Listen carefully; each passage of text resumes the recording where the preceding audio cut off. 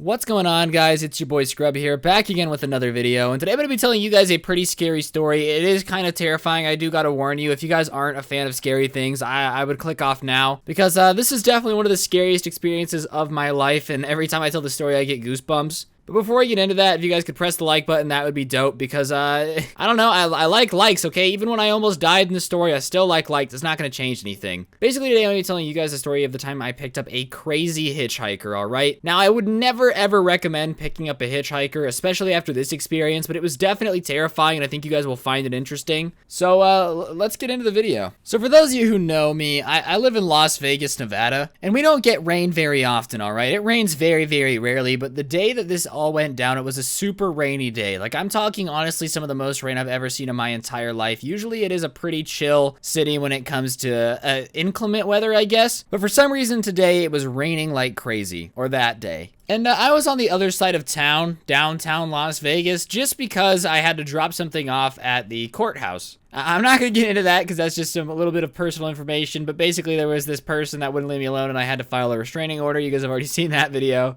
So I won't rehash the story, but that's what I was doing on the other side of town. And like I said, it's pouring rain. And I'm a pretty sympathetic person. I don't want anybody being uncomfortable. So as I'm driving back towards my house, I see a guy on the side of the freeway and he's hitchhiking. And it's the pouring rain, so I feel bad for the guy. And this is stupid. Don't feel bad for people. I mean, do feel bad for people, but don't feel bad for people in this situation. So for some reason, I decided to pull over the car and I stop it and I let him in. I said, "Hey man, where you going?" He tells me, and I'm like, "Yeah, I just felt bad making you wait in the rain." And he goes, "Wow, thanks man, I really appreciate it." And I guess on the side of the road in the rain and the madness of it, I didn't really get a good chance to look at this guy, but now that he's in my car, his hair is really unruly and unkempt. His eyes just have a crazy look to him. Like, you know when somebody just has the eyes that just seem a little bit off enough to make you uncomfortable, almost like they might be a crazy person? Those are the type of eyes that this guy had. Not to mention, he smelt really, really, really bad. And not like homeless person smelt bad, okay? Because I can understand that. I'm not going to discriminate against you just because you smell bad. But the type of smelling bad that's like, I don't shower because I think the government puts lead in the waters type of thing, okay? But whatever, nonetheless, I don't think anything of it, and we start going about our business, we start talking about our lives. He starts telling me about how he's Jesus and how he's gonna create his own religion, and that's why he's heading up to Oregon, and he basically just wanted me to take him up the freeway so he could get a little bit closer. I tell him I'm not going to Oregon, and he's like, no, that's fine, but as Jesus, you know, if you don't take me to Oregon, I'm going to send you to hell. And at this point, I'm really confused. I'm like, all right, bro, you get in my car and you start piping off about how you're Jesus, and now you expect me to take you 3 states away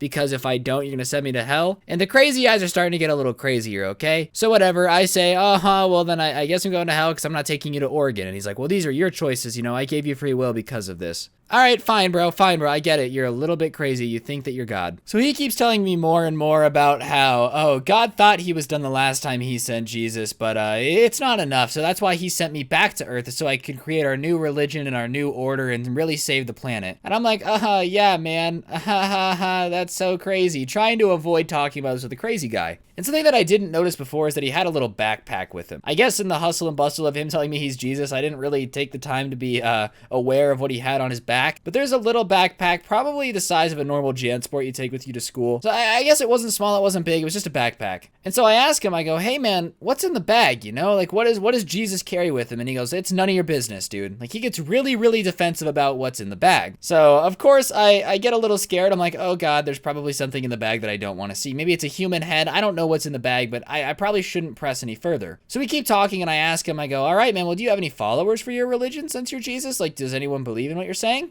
And he goes, well, yeah, in the last town there were a few, but they're gone now. And the way he says they're gone now makes me seem like, not like gone as in gone to the grocery store, but gone as in like, you might have their heads in the backpack, okay? So I'm starting to get a little bit nervous because no one says they're gone now, ... with a backpack looking as scary as this guy claiming they're Jesus and definitely isn't a serial killer. So I'm starting to freak out a little bit. I'm not afraid yet. He hasn't gotten violent. He hasn't gotten hostile, but you never know with a guy who thinks he's Jesus. So I say, oh, well, where'd they go? And he goes, well, that's not important. The only thing that matters is that they don't believe in my religion anymore, so I handled it. And he goes, do you believe in my religion? And I'm like, well, I don't know. You got to tell me more about it. I'm trying to buy myself time to get further up the coast, not the coast, but the freeway. So that way he'll like kind of get out of the car and not worry about it. And maybe I could be like, oh yeah, I'll check it out online, and then just never talk to him again. So he goes start on and on about his religion and how he's basically going to start a cult up in Oregon. And I'm just nodding my head politely. And then he starts telling me about his early life and how he doesn't remember most of his early years because God was training him on a field of battle so that way he could take out people in combat. So this is just getting progressively scarier. And then he says something that really weirds me out. He goes, I don't need to carry weapons because my fists are my weapons. And God taught me how to use them accordingly. So if anybody messes with me, I can easily beat them. And I'm like, all right, bro. Well, please don't beat me. I'm driving. I'd really rather not crash the car. Not to mention, your smell is freaking me out, bro. If God did make you, he made you smell really, really, really bad. I mean, I don't think he would do that. He seems like a pretty chill dude. I don't think he'd be making you smell like a crazy person. And besides, if you're going to try to sell people on your religion and why they should believe that you are Jesus, maybe don't smell like urine. I feel like that's definitely not the best approach. Nothing about urine smells makes me be like, ah, man, I really believe that this religion is real. But regardless, this is what he's telling me now. So we keep driving and I ask him once again, I'm like, hey man, I really am curious what's in the bag. I won't tell anyone. And he goes, it's none of your business. And he gets like even more aggressive this time. He kind of like turns in his seat and points at me really angrily. And I could tell I really struck a nerve. He really did not want to tell me what's in the bag. I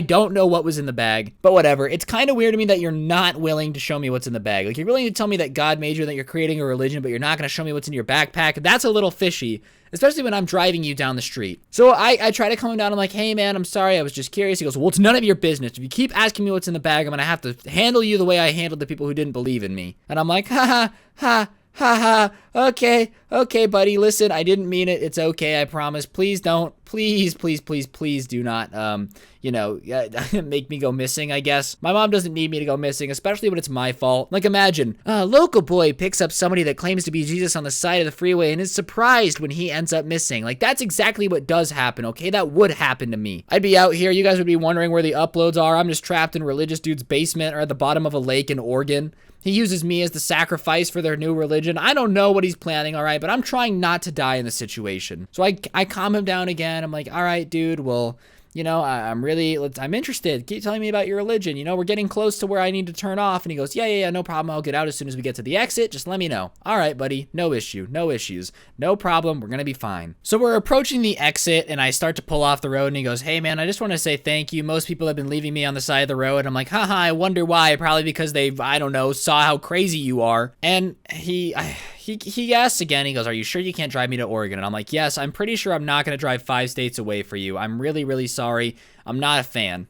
So we get to the exit and he's like asking me again if I'm sure I can't drive him to Oregon one more time. And I'm like, yes, dude, I'm 100% sure I'm not driving you to Oregon. I say one last time, if you don't tell me, get out of the car, like I don't want to talk to you anymore, what is in the bag? And he goes, none of your business, dude. I can't believe you asked me again. I told you not to ask me what's in the bag. Stop it. That's it. You're done. And he gets out of the car and he goes to reach for the bag. And I just slam on the gas because I'm not trying to find out what's in the bag from him. So I slam on the gas and the door slams and I fly home and I call my dad. I'm like, look, this is what just happened, blah, blah, blah, blah, blah. I don't know what's going on. Like, I'm freaking out. I'm scared. I don't know if he's chasing me. I don't know what's going on. All I know is that I'm scared. And in the rush of this all, I didn't realize that he didn't grab the bag. So I get home, I run inside, I'm talking to my dad, I'm like, this is what just happened. He's like, look, chill out. He takes me to lunch, I calm down, I'm like, whatever, I'm never gonna see the guy again. So I go back home with my dad because he drove to lunch and I get in my car to go do something else and the bag is in the passenger seat. I thought he grabbed it. I didn't realize in the heat of the moment with my adrenaline running in my fight or flight that the bag had ended up in my passenger seat. So here's the bag of crazy Jesus guy that wanted to go to Oregon, right? So here I am with the crazy Jesus guy's bag in my car and I have no idea what to do. I'm flabbergasted. I'm enthralled. I don't understand what's going on. I don't know why I'm in the position I'm in. I don't know if he's going to come hunt me down. I don't know if there's GPS tracking in this bag. I might be in possession of human heads right now. I'm not sure. All I know is that whatever handled the problem is in the bag. And I'm not trying to be a problem, all right? I don't want him and his followers coming to my house Manson style, all right? I don't need that on my conscience. I have enough to worry about. So I pick up the bag with like 2 fingers because I don't want to smell like weird Jesus dude backpack because it smelled like him. And I take it inside and I go, Dad, look what was in the car. And my dad goes, what is that? And I go, it's the backpack. Oh, from the guy. He goes, yes. Oh my God, Ryan, should we call the police? I don't know what we should do. And I go, I don't know what we should do. All I know is that we need to open it. Because if we know what's inside of it, then we know if we need to call the police. We know what we need to do. And if we don't open it, then we're never going to know. We're just never going to know. My dad's like, yeah, you're right. So he goes and gets some gloves. I wash my hands so that way I don't smell like weird backpack anymore. And we put the bag on the table and we decide that we're going to open it on the count of 3. We're going to figure out what's in the bag once and for all and just put this mystery to bed. No more issues. And as I'm unzipping the bag, every time the guy said, "It's none of your business," flashes before my eyes. So as I unzip the bag, the only thing going through my head is pure fear. And I open the bag, and you know what's in the bag, guys? Absolutely none of your business.